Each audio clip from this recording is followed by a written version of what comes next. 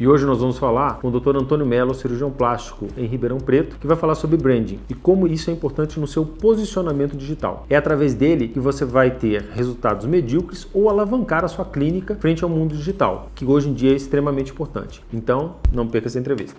Gente, a gente está com o Antônio Mello, com um colega cirurgião plástico de Ribeirão Preto. Isso. Deu uma palestra incrível para a gente sobre branding, que é uma coisa que ele domina, é só olhar para ele que a gente sabe disso. E aí eu queria deixar duas questões para a gente discutir aqui sobre esse assunto. Como o médico deve trabalhar a sua comunicação para fortalecer o seu branding? Fala um pouquinho para a gente, Antônio. Mais ou menos o que a gente falou hoje de manhã, né? Que é o seguinte, que a ideia de branding é como que você vai conseguir pegar coisas que são muito parecidas e dar para elas uma percepção que elas são diferentes, para que no final do dia o seu paciente possa fazer escolhas. Né? Perfeito. Então, a trabalhar a comunicação nada mais é do que você, depois que interpretar quais são essas suas habilidades, os seus conceitos, os seus valores, o que você tem como verdade sua para colocar na sua vida profissional, você tem que transformar isso em signos que as pessoas vão perceber.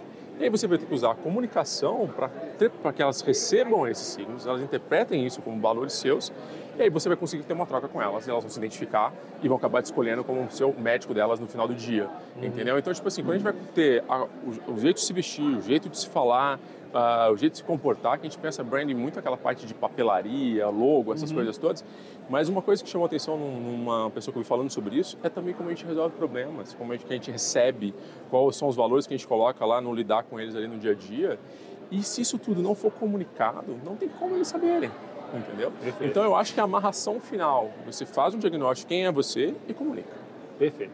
Como a gestão do negócio tem um papel fundamental para o sucesso médico e quais são os principais fatores que você considera na sua gestão para ter sucesso?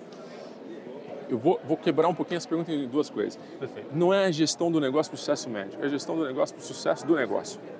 Foi o que eu falei hoje também. A questão de gestão e essa visão empresarial, ela precisa fugir. Quando a gente fala que nós somos empresários, um médico empresário, ser empresário é um empresário de qualquer segmento, mas são mais ou menos os mesmos pilares. Então, a gestão do negócio, ela precisa ser levada em consideração para o sucesso médico, para a gente começar a interpretar que se a gente não tiver dados, tomar decisões baseadas em dados, rever essas decisões, rever esses resultados, implementar novos dados e redirecionar o projeto, você não tem como alavancar isso e não vai sair do mesmo lugar.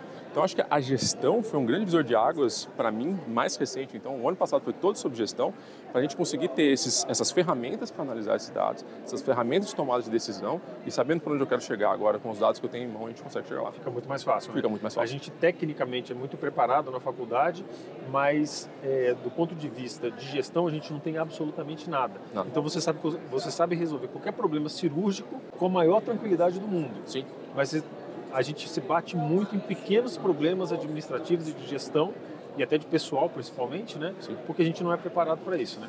E eu acho que o médico ele tem um grande problema, e eu senti isso na pele, e quando nos cursos que eu fiz eu senti dos pares falando a mesma coisa, que a gente é muito capacitado. A gente é um dos profissionais que mais estudam no mercado, né? Então a gente é um profissional que demora 11, 12 anos para cair no mercado. Então a gente tende a acreditar que a gente domina muito conhecimento de todas as áreas.